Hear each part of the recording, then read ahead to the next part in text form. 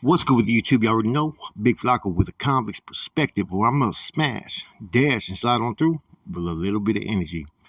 Please hit the like, subscribe, comment, do all those things to help support this channel, and hit that bell notification for future fire content.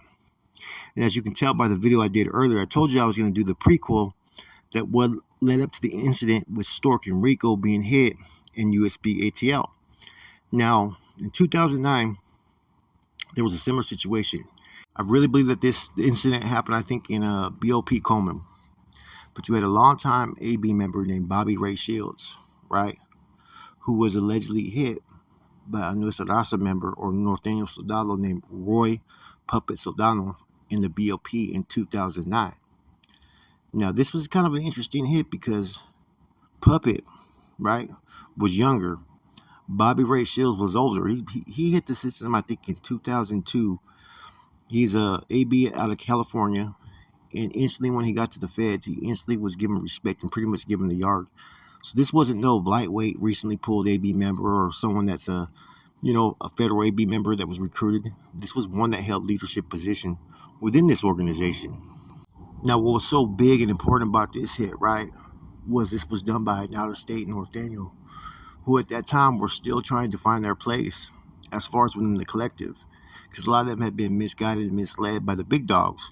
So here you had a young, striving Norteno that was making a sacrifice and pretty much hit a fucking pretty serious target, right? You know, the NF has always had targets of oppositions on any yard, any prison, and this would have been the highest rated target at said facility at that time. The fact that he was able to execute this hit at such a young age, right, really left a bad taste in the Aryan Brotherhood's mouth, right?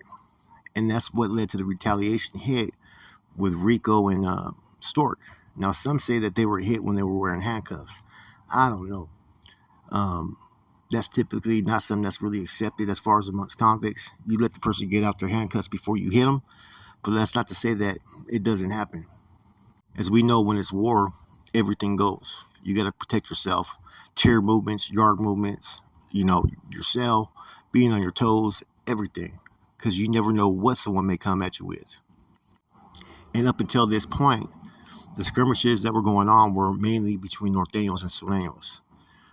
This right here, I'm not saying this was the first incident between Norteños and whites, but this was the first time that the NF Norteños elected to make a move on a primary target of one of the white factions. The thing is, right, making a hit on a California Aryan Brotherhood member or one of its key members, right, is just as big as hitting a Mexican Mafia member. Because there's been just as much bloodshed, right, on both sides, right, that there's that hate. The hate's always sat there, right? I mean, it wouldn't be uncommon to be in the Bay with certain Aryan Brotherhood members that would not even acknowledge any NF or Norteños. That was common back in the 90s and 2000s. Things have changed since then in the state, but back then there was a lot of hate, man. And like Fig said, because a lot of the ABs got involved in an issue, conflict that wasn't their business. Now, some of the most vicious, right, hits and bengalas that went down during these skirmishes and melees in the system during this time period amongst whites, Norteños, and Sureños were not done by, like, known members of the NF, AB, or MA, but it was the foot soldiers that were really putting it down and holding their own out there, man. But, I got to give credit where credit is due. The NF, its members were on front line. They were handling their business. The ABs, when it was skirmish time, they were on front line. Okay, so nobody was out there just not getting busy. They were all getting active with it.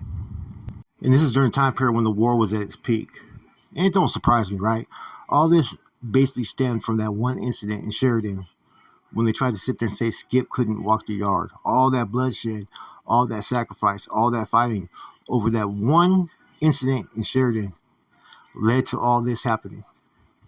And this is 101, the ideologies that's always been, pressed upon the people, is that they will not fall victim to any dictatorship by any outside groups or be told what they can and cannot do.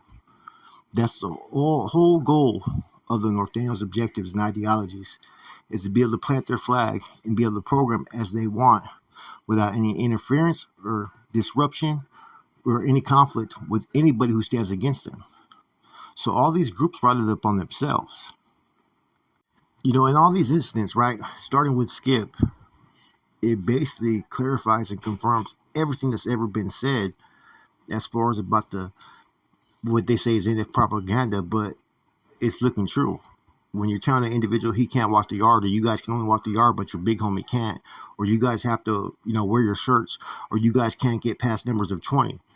All that stuff that people have been talking about for years that happened in the 80s was happening again in the federal system. And I think that's why Skip took this shit so personal, man.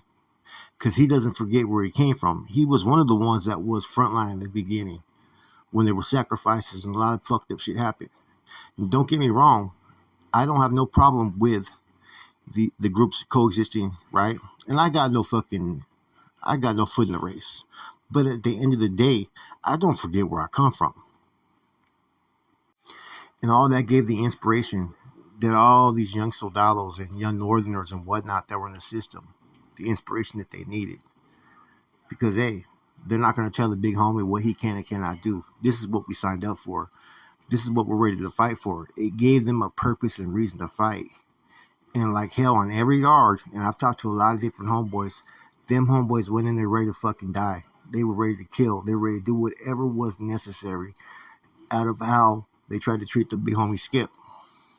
That's why when I look at some of the incidents that have happened in the state, and I wonder how much some of these groups that have been traditional opposition may have played a part in it, right? It's became more about money in the state. The feds it was all about existence. It was all about coming together, and it was all about unity. Two different movements, right? Basically fighting a cause, but one was more worthy than the next. Because on one side you had people plucking their own. On the other side, you had people standing against those that stood against them. And even though I don't have a foot in the race, like I say, and I'm not here to promote or advocate, gangs or criminal organizations, I do feel where everybody on these yards felt, because I remember this was the things I signed up for and I was prepared to go all out for. So when you're in those type of situations and circumstances, you're always going to get the best out of your people because you're fighting a worthy cause.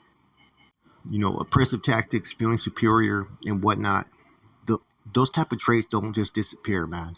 And I think that's kind of why there's been such a push, right? That's why I would say, man, let the NF take care of the NF's business, MA take care of the MA's business, and let the Suleos and Nortenos program as they wish on these lines, trying to coexist peacefully and respectfully. But when politics get in play, where shit gets ugly. Like I said, being able to coexist is a good thing if it has the right intentions. I think the question in the back of everybody's mind is this: where is the future going to lead? Is the NBA going to stay at this pace and the NFL going to stay at this pace? Or is eventually something going to give? Are they going to eventually go back to war? What is the plan there? And nobody knows at this time. Like I said, there's been a lot of incidents that you got to sit there and say, wow, I can't believe that happened. But you can't forget some of the stuff that's happened elsewhere and what could happen. Because, see, prison could change just one moment, one incident. And, see, that's the thing that you always got to consider. Sometimes all it takes is one person, one individual in one moment, right, for everything that's been established to change everything. And that could happen at any moment. And if it does happen, it's going to be bloody time in this Department of Corrections, man. And I'm not encouraging it. I'm not hoping that it does. But I do look at things through a real lens, what could potentially happen and what can't. And when you have drugs and money involved, usually bad shit happens. With that said, it's your boy Flacco, Convict's Perspective. I'm out.